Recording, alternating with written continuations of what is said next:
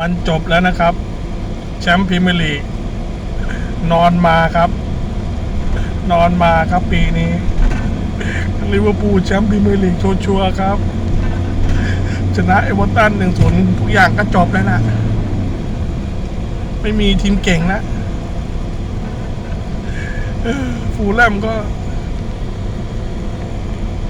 เขาไม่ต้องดิ้นรนตกชั้นละไงอยู่กลางๆก็เขาไม่เอาเราแล้วล่ะผ่านสบายแชมป์นอนมาก้มหน้า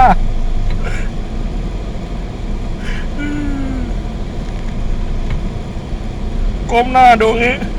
ก้มหน้าดูแมนยูก้มหน้าดูแมนยูอันดับต่ำจ่าฝูงแดนใต้ยังไม่ได้เลย มองดูงี้นอนมา